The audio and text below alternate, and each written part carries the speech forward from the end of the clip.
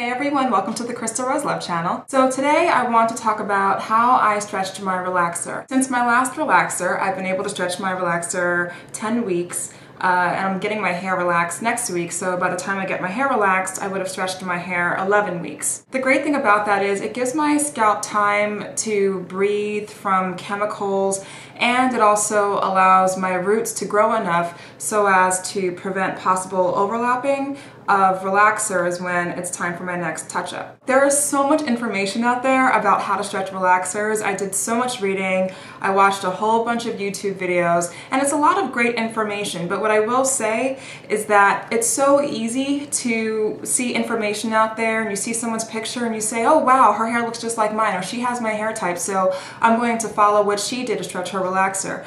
No one's hair is the same. You really have to figure out what works for you, what works for your hair, what works for your lifestyle, because if you work out a lot, for example, you may not be able to follow somebody else who just washes their hair once a week or possibly just co-washes. It really comes down to what your lifestyle is like, what your hair regimen is like normally, and how you're willing to adjust it, the type of styles that you're willing to wear, and stuff like that. So when you're doing research on how to stretch relaxers, you really want to see what works for you and what doesn't. When it came to deciding how much time I would stretch my relaxer, I really took it week by week, because I know that there are a lot of people, for example, who will say, okay, I'm going on a 20-week stretch, or I'm going on a 30-week stretch, or I'm going on a 10-week stretch. And I think that's fine. I mean, whatever works for you is great. But what I will say is that for me, I like to gauge my hair on a week-to-week basis, because I'm still trying to find out how many weeks I really can go stretching my hair, because I've really never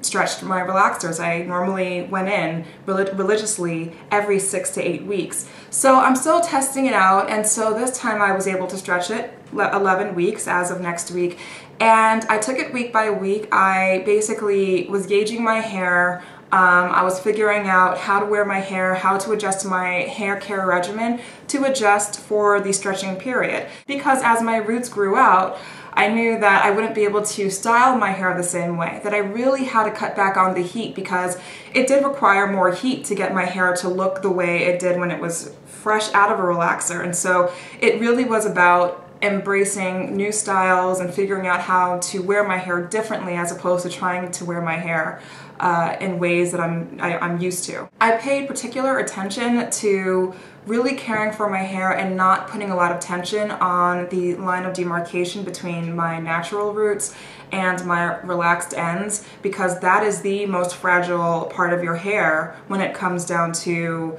you growing out your relaxer and you stretching your relaxer. That is going to be the most fragile part, because of the different textures of hair. So when I was stretching my relaxer, I was very careful about how I applied a comb in my hair. For example, when I'm fresh out of a relaxer, it's not a big deal just to go straight through, but when I'm several weeks post relaxer, I have to be extremely gentle. So one of the things that I would do is I would take a wide tooth comb and I would start at the ends and work my way up my hair, or I would start at the top and gently just go down the hair and kind of gently teasing out some of the tangles out of the hair, but really taking my time with it, not tugging on my hair at all or putting tension on it, just a gentle teasing out the tangles to be as gentle as possible, but still comb my hair and style it the way that I wanted to style it. So as I said before, do what works for you with your regimen. Just because something worked for me doesn't mean that you should copy it. It really comes down to tailoring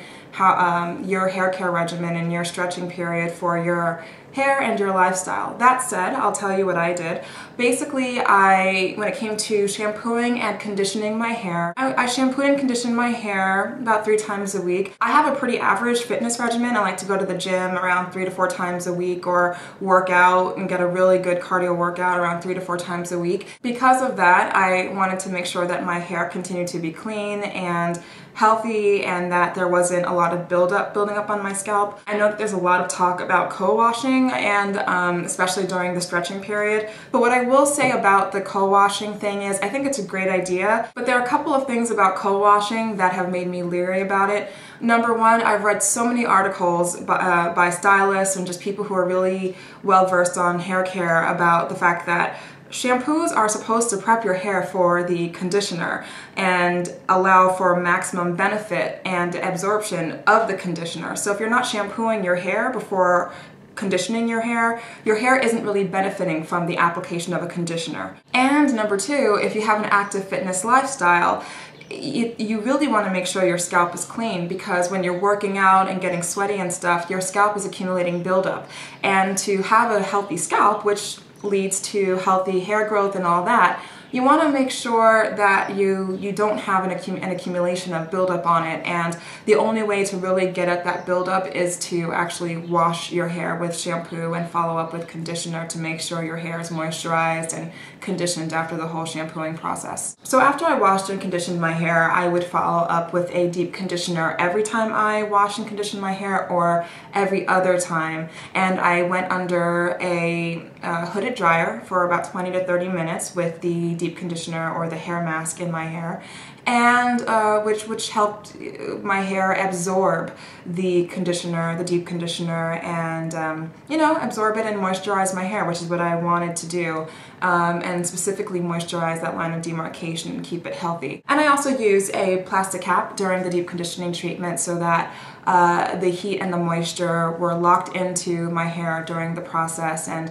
would allow for maximum deep conditioning. And I really like that because I can tell that using a plastic cap during that process is a lot more effective for achieving maximum moisturization with my hair, as opposed to just going under the dryer with nothing on at all. My hair just feels different. In terms of other treatments, I did an Alpha-G protein treatment that really helped to get my hair to a stronger state and help it get through the stretching period. In terms of moisturizing my hair, I really loved coconut oil. I love to take unrefined organic coconut oil and really get into my roots and just massage it into my hair. I also liked castor oil on my roots to give myself scalp massages.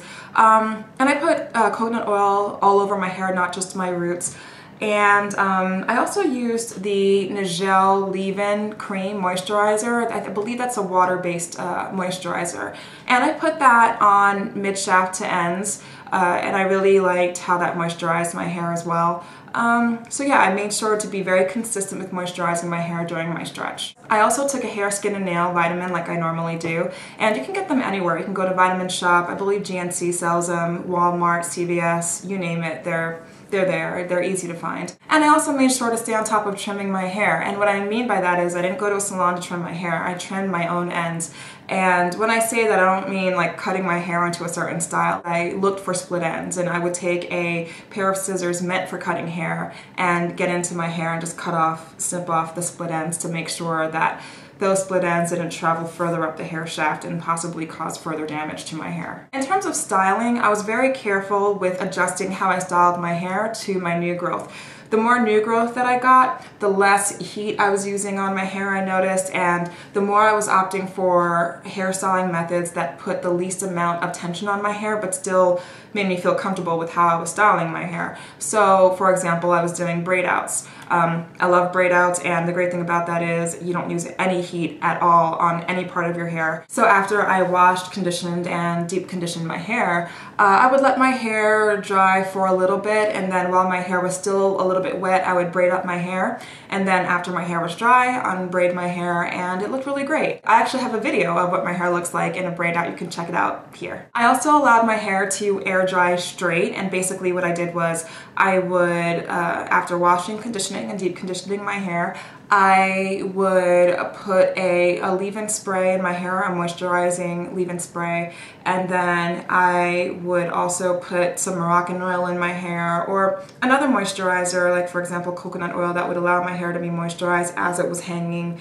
down. And I would tie a satin tie or some type of scarf around my hairline to make sure my hairline was smooth, and the rest of my hair just air dried straight down. I just occasionally went into my hair and detangled it to make sure that my hair wasn't tangling up during the drying process. So this is the result of me washing, conditioning, deep conditioning, and then going through the whole air drying process, leaving my hair down straight. I blow dried and flat ironed my bang, but the rest of it I left alone. I put a hairband around the edges to keep my edges in, and then I put satin curlers at the ends of my hair to give it a little bit of a curly look, and that's what it looks like.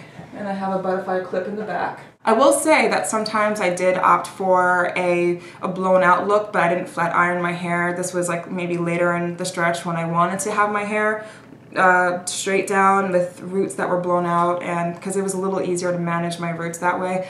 But I didn't do it too often later in my stretch because I wanted to cut down on heat, and I really didn't care for the blown out look. I didn't mind pinning my hair up and really nourishing my hair. So I did do that look, but not too often, and I realized that staying off heat actually was beneficial for my hair. I did actually stay away from flat irons. I mean, I do blow out and flat iron my bang, but for the rest of my hair, at this stage, so not necessary. Pinning up my hair or air drying it is so much better than putting a whole bunch of heat on it, because as my roots grow out, it's way more heat on my hair to deal with my roots and all that, and it's so not necessary. I really do enjoy figuring out the different hairstyles that work for me and my fitness regimen. So I'm happy with the result. I'm happy with this look too. I actually have a follow-up article giving a bit more detail about how I stretched my hair on Cafe Belle, so I'll put that link below to the article so you can read more about it. And that's pretty much it for this video, so stay tuned for upcoming videos on hair and so many other topics. Thanks for watching.